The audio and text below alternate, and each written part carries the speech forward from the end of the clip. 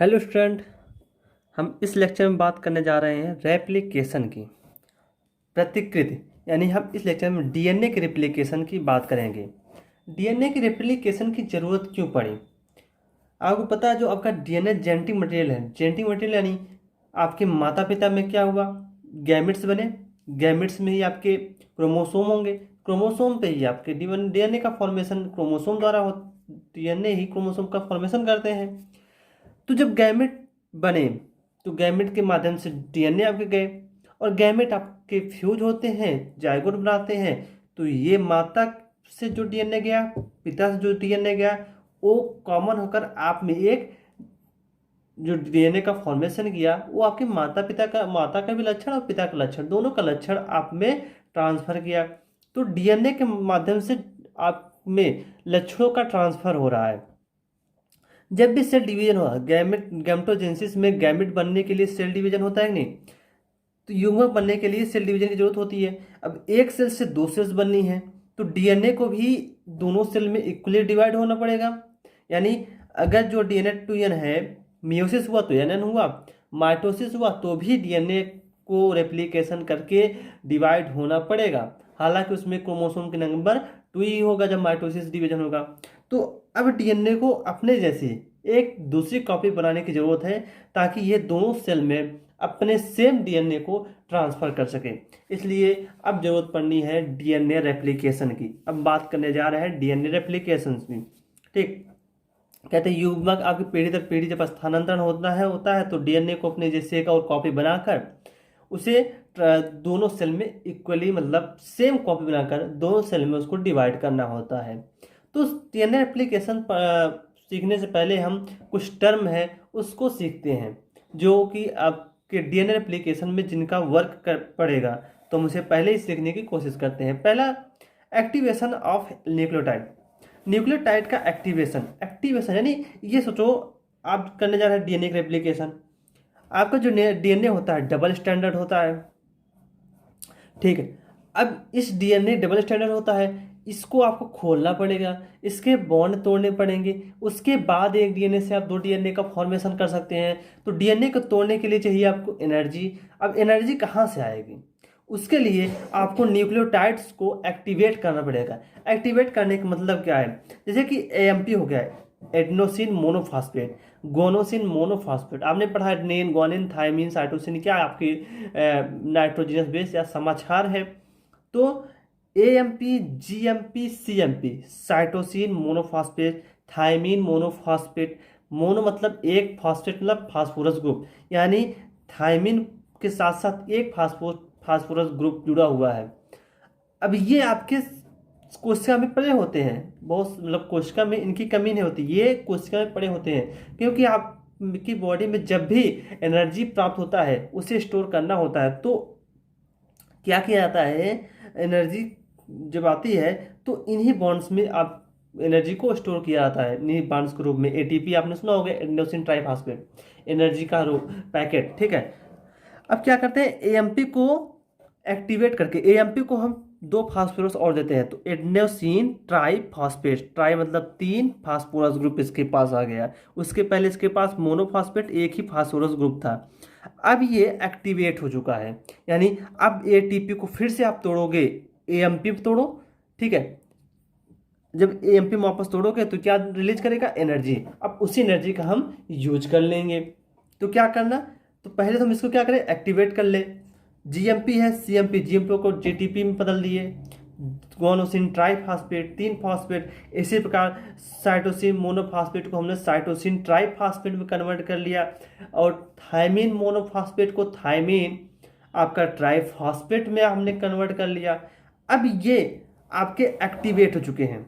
अब ये बॉन्ड जब तोड़े जाएंगे तो ढेर सारे अमाउंट में एनर्जी रिलीज करेंगे, जिस एनर्जी का हम यूज डीएनए के, जो आपके डीएनए है, डीएनए का हेलिक्स है, उसको तोड़ने में यूज कर लेंगे। तो ये जो एनर्जी है, आपकी एनर्जी की जरूरत होती है, जरूरत पड़ेगी, एटीपी को हम तोड़कर पुनः एनर्जी का फॉर्मेशन कर लेंगे। अभी हमने क्या किया, इसको एक्टिवेट किया, इन न्यूक्लियोटाइड को, जो कि पहले ऐसी सेल में पड़े हुए थे, ठीक है। तो सेल में जो पड़े हुए थे इनको एक्टिवेट करके हमने एटीपी जीटीपी सीटी में कन्वर्ट कर लिया। अब जब हम एनर्जी की जब रेप्लिकेशन करने जा रहे होंगे, जब एनर्जी चाहिए, तो आपस में हम एएमपी में तोड़कर एनर्जी को गेन कर लेंगे। ठीक, उसके बाद आपको सेकंड टर्म पढ़ना है ओआरआई। ओआरआई क्या होता है? ओआरआई यानी ऑरिजिन ऑफ रेप्लिकेशन, यानी रेप्लिकेशन मतलब प्रतिकृत। प्रतिकृत की शुरुआत कहाँ से होनी है, इसे ही कहते हैं ओआरआई। ओआरआई बहुत ही इंपॉर्टेंट है, बहुत ही इंपॉर्टेंट आपके लिए। ना ही पकड़ो, ओरिजिन। ओरिजिन मतलब किसी चीज़ की शुरुआत होना। ऑफ रेप्लिकेशन यानी डीएनए का जो रेप्लिकेशन होना है उसकी शुरुआत कहाँ होगी, क्योंकि डीएनए जो आपका डबल हेलिक्स स्ट्रक्चर है 2.2 मीटर लंबा होता है।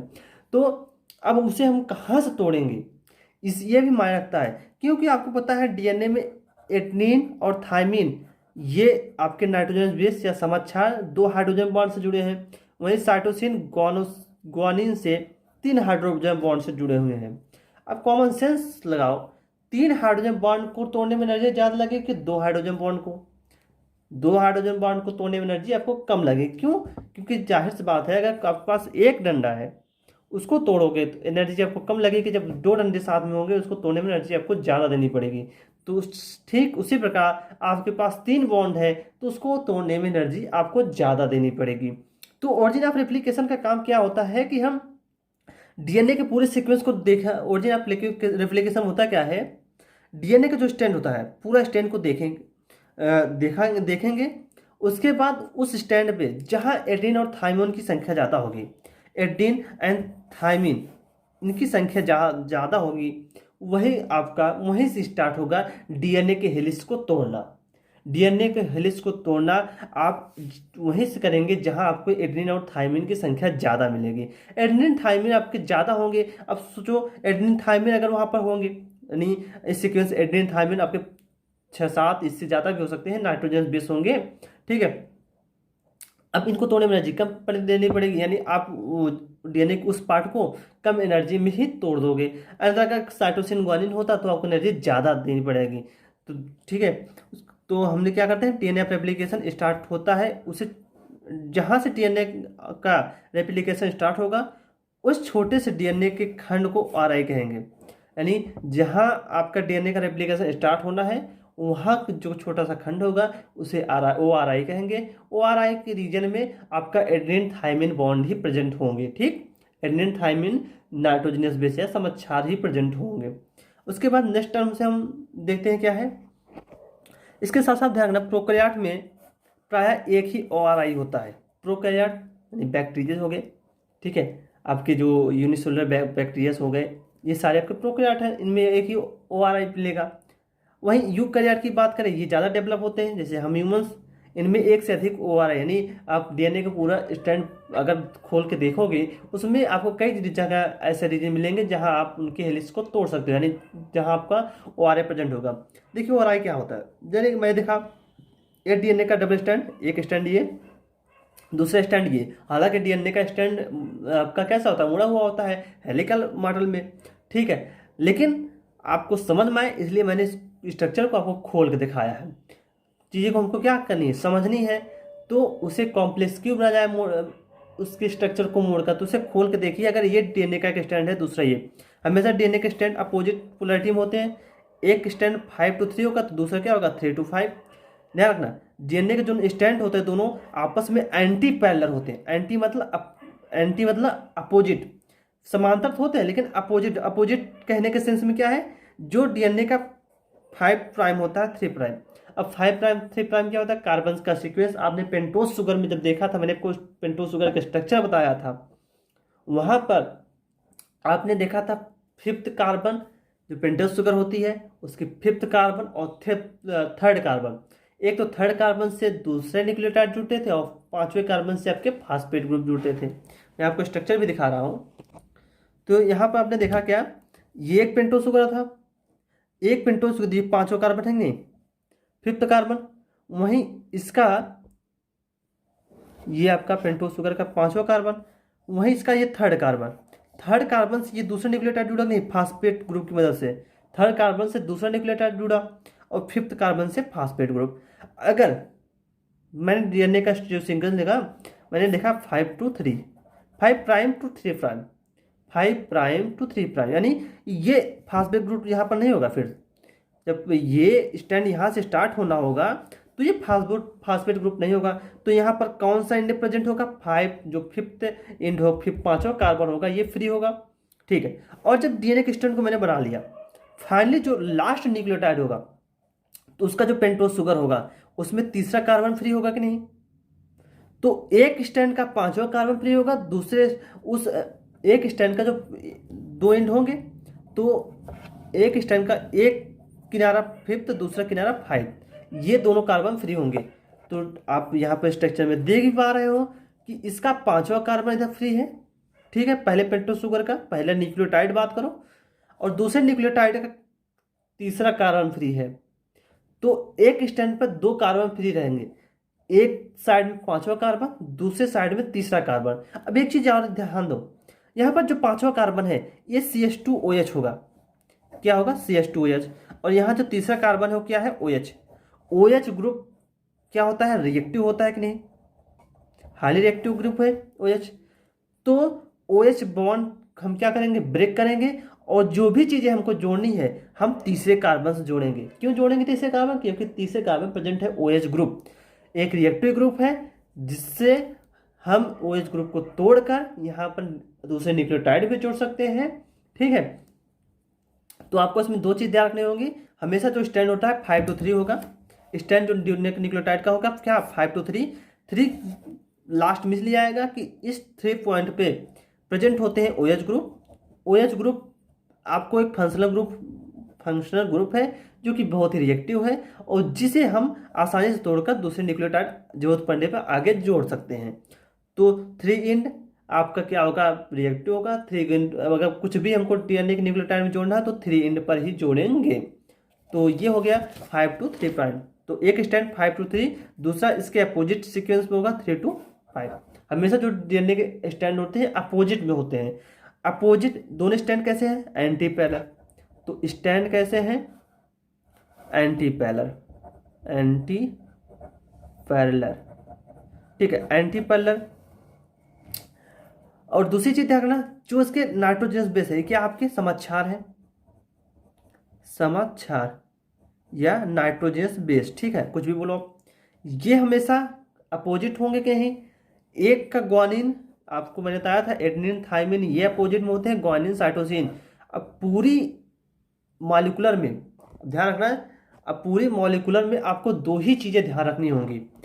जो डीएनए आपके नाइट्रोजनस बेस होते हैं, डीएनए के जो समाक्षार होते हैं, एडेनिन थाइमिन ये अपोजिट में होंगे, वहीं ग्वानिन साइटोसिन ये एक दूसरे के अपोजिट होंगे। ये आपको दिमाग में बैठा लेना है कि अब डीएनए जो रेप्लिकेशन हो, चाहे ट्रांसक्रिप्शन हो, चाहे ट्रांसलेशन हो, कुछ भी हो, वहां पर एडेनिन थाइमिन ये अपोजिट में होंगे, ग्वानिन साइटोसिन अपोजिट होंगे। एक जगह ध्यान रखना, आरएनए जब आएगा, जहां आरएनए के स्टैंड बनेंगे वहां पर कुछ चेंजेस होते हैं, जैसे कि थाइमिन जगह यूरेसिल होगा, तो आपको हम बता देंगे वहां पर। ठीक, तो ये देखो इस सीक्वेंस में जो आपका समाक्षार है, guanine cytosine adenine thymine, adenine thymine, adenine guanine, तो यहाँ पर रीजन हमको दिखा एडेनिन थाइमिन के सीक्वेंस ज़्यादा है, यानी ये आपका ORI रीजन होगा। यहीं से हेलिकल स्ट्रक्चर को तोड़ा जाएगा, क्योंकि यहाँ पर हमको एनर्जी कम देनी पड़ेगी। ये आपका कौन सा रीजन है? ORI। तो 2 चीज़ हमने सीखा, एक ORI और दूसरा एनर्जी एक्टिवेशन ऑफ न्यूक्लियोटाइड को एक्टिवेट करके कैसे एनर्जी हमको प्राप्त करनी है। उसके बाद हम सीखेंगे प्राइमर। अब प्राइमर क्या होता है? प्राइमर देखो, घर की जब भी पुताई होती है तो पहले क्या उसमें लगा जाता है? प्राइमर। उसके बाद उसमें पेंट लगाया जाता है, क्योंकि प्राइमर पता है क्या होता है? चिपकाने का काम करता है चीज़ों को। प्राइमर क्या करता है? चीज़ों को चिपकाने का काम करता है। तो ठीक इसी प्रकार यहाँ पर जो आपके डीएनए के न्यूक्लियोटाइड है, जो आपके डीएनए के न्यूक्लियोटाइड्स हैं, उसमें क्या होता है? रिप्लिकेशन के समय इस प्राइमर को लगाया जाएगा। प्राइमर आपका फंक्शनल ग्रुप प्रोवाइड करता है, जहाँ से आप नाइट्रोजनस बेस को जोड़ते जाएंगे। ठीक, तो प्राइमर किसके बने होते हैं? प्राइमर भी आरएनए के न्यूक्लियोटाइड होते हैं। कुछ नहीं, जैसे कि आपके आरएनए सीक्वेंस है, कुछ आरएनए के सीक्वेंस ही आपका प्राइमर बनाते हैं, ऐसे समझो। तो आरएनए आपके न्यूक्लियोटाइड से जुड़कर बने हुए होते हैं, इनकी छोटे से, ऐसा सोचो आरएनए का छोटा सा टुकड़ा, दैट इज प्राइमर, क्योंकि आरएनए के ही न्यूक्लियोटाइड होते हैं। आरएनए के न्यूक्लियोटाइड में ध्यान रखना, आरएनए के न्यूक्लियोटाइड होगा तो इसमें 2 चीजें, एक तो यूरेसिल दूसरा आपका इसमें पेंटोज शुगर होगा, ना कि डीऑक्सी पेंटो राइबोज शुगर होगा। डीऑक्सी राइबोज शुगर नहीं होगा। कौन सा शुगर होगा? Ribose sugar. Ribose sugar. DNA में क्या होता है? Deoxy ribose sugar. इसमें आरएनए में क्या होता है? Ribose sugar. तो जो प्राइमर होगा, प्राइमर में भी राइबोज शुगर होगा और यूरेसिल होगा, क्योंकि आरएनए में थायमिन नहीं होता। थायमिन का स्थान क्या होता है? यूरेसिल। ये तो आप पहले भी पढ़ चुके हो। तो प्राइमर में भी यूरेसिल और राइबोज शुगर आएगा, थायमिन और डीऑक्सी राइबोज शुगर नहीं आएंगे। दो चीजें हो गई। तो प्राइमर क्या करता है? प्राइमर आपके न्यूक्लियोटाइड को चिपकाने का काम करता है जब आप रेप्लिकेशन करेंगे उस समय।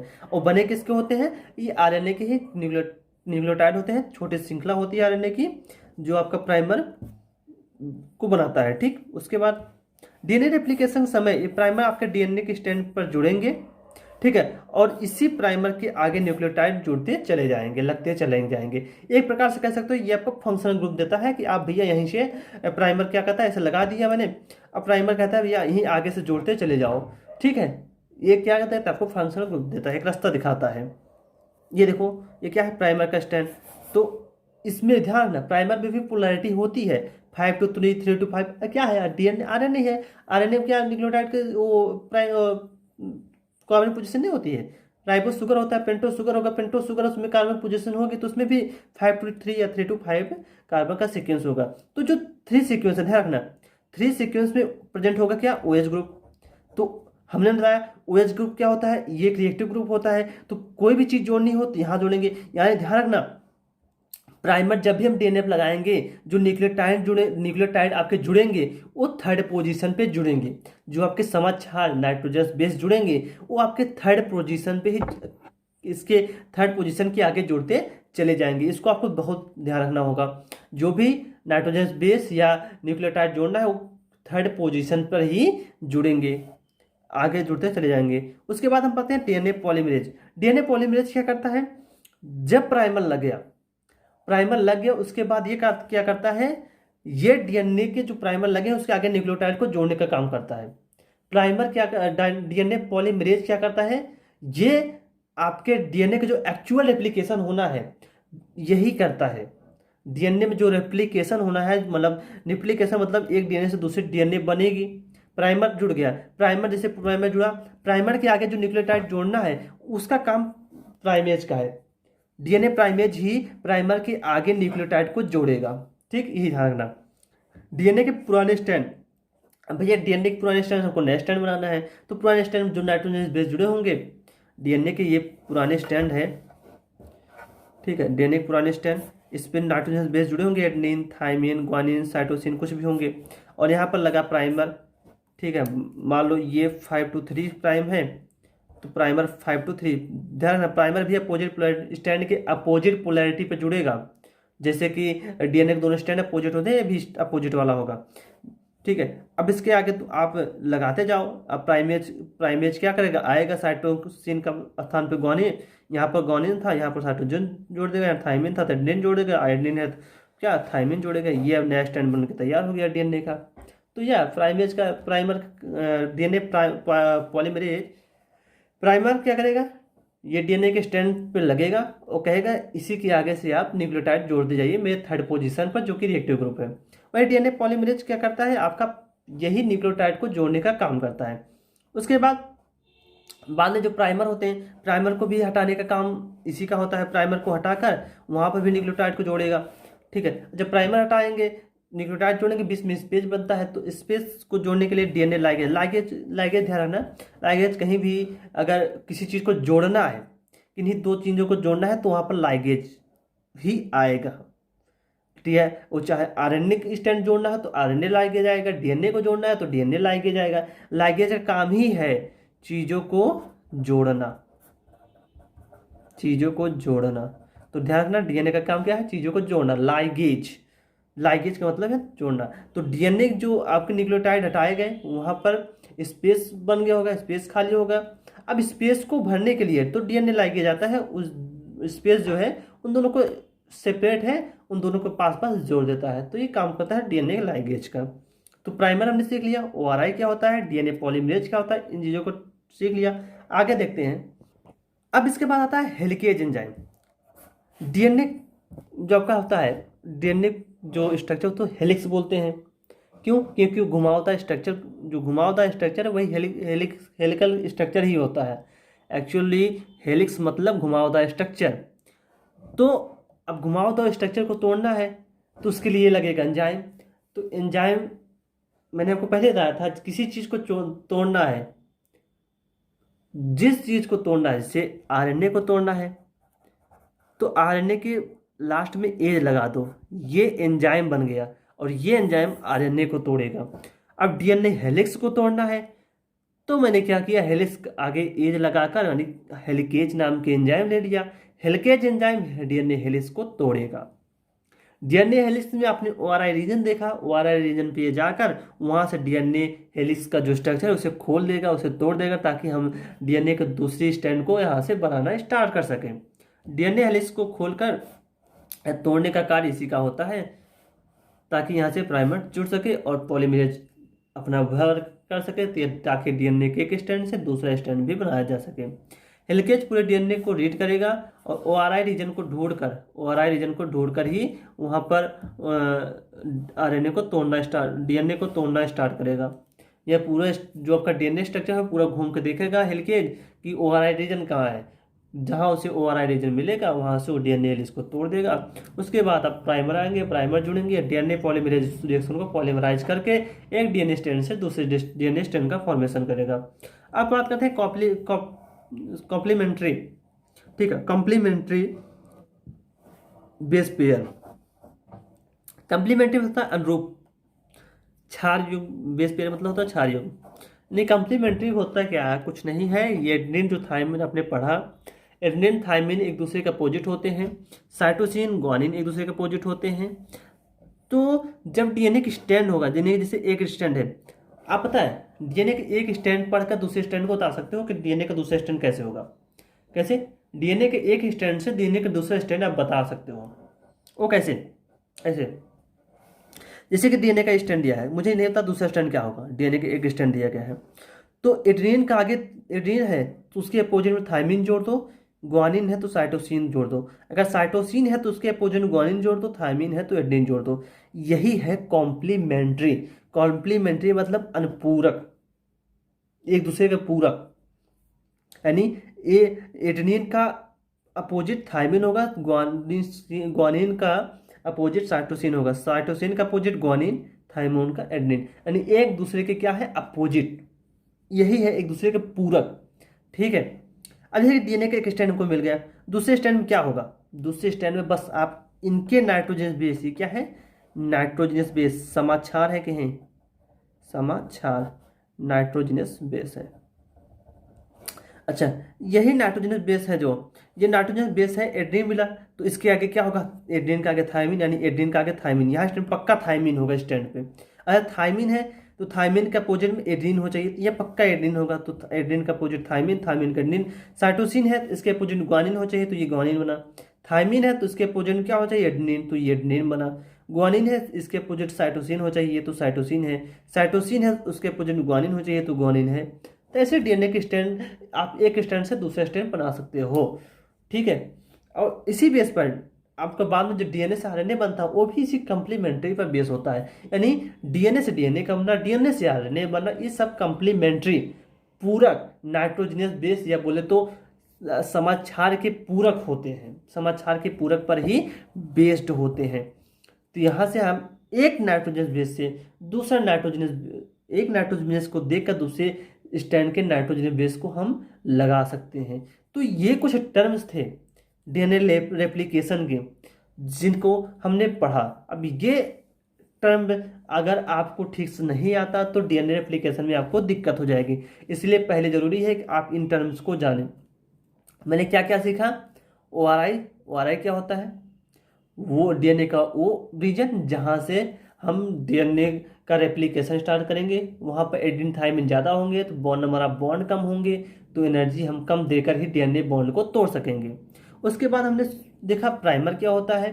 प्राइमर आपके आरएनए के न्यूक्लियोटाइड्स होते हैं, आरएनए के न्यूक्लियोटाइड के सीक्वेंस होते हैं, और ये क्या करता है, डीएनए के जो स्ट्रैंड्स होते हैं वहाँ जाके जुड़ते हैं और ये फंक्शनल ग्रुप प्रोवाइड करते हैं कि बाकी भैया इसी के आगे आप डीएनए का स्ट्रैंड बनाते चले जाओ। उसके बाद डीएनए पॉलीमरेज आता है जो कि एक्चुअली में डीएनए का रेप्लिकेशन यही करता है। ठीक है, डीएनए के स्ट्रैंड, एक स्ट्रैंड से दूसरे स्ट्रैंड का बनाने का काम इसी को होता है। डीएनए के जो प्राइमर होते हैं उसी के आगे न्यूक्लियोटाइड लगाता चला जाता है। उसके बाद हेलिकेज आता है, डीएनए हेलिक्स को तोड़ने का काम करता है। देखो डीएनए है, डीएनए का स्ट्रक्चर क्या होता है, हेलिकल स्ट्रक्चर होता है, घुमावदार स्ट्रक्चर होता है। तो हेलिक्स को तोड़ेगा कौन, हेलिकेज। आरएनए को तोड़ेगा कौन, आरएनएज। ठीक है, डीएनए को तोड़ेगा कौन, डीएनएज। प्रोटीन को तोड़ेगा कौन, प्रोटीएज। तो एज लगाने से एंजाइम का फॉर्मेशन होता है और वो एंजाइम उस पार्टिकुलर चीज को तोड़ने का काम करता है। तो ठीक उसी प्रकार हेलिक्स है, हेलिक्स कौन तोड़ेगा, हेलिकेज। कंप्लीमेंट्री बेस पेयर, किसी बेस पे है कंप्लीमेंट्री बेस पेयर, हमने देखा है थायमिन और साइटोसिन गोनिसिन हमेशा एक दूसरे के क्या होते हैं, अपोजिट होते हैं।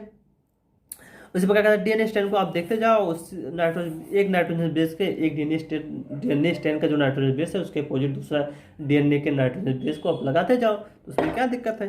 आप ये टर्म्स सीखने के बाद हम अब देखेंगे एक डीएनए के स्ट्रैंड से दूसरे डीएनए स्ट्रैंड कैसे बनता है, जिसे हम नेक्स्ट लेक्चर में कवर करने वाले हैं। ठीक, नेक्स्ट लेक्चर में हम देखेंगे अब एक्चुअली में डीएनए का रेप्लिकेशन है, एक डीएनए से दूसरा डीएनए कैसे बन रहा है, इसके बारे में हम सीखेंगे। ठीक, थैंक यू सो मच। ये जो नोट्स है, नोट्स मैं आपको पीडीएफ फॉर्म में डिस्क्रिप्शन बॉक्स में दे दूंगा, वहाँ से जाके आप डाउनलोड कर लीजिएगा। ठीक, थैंक यू सो मच।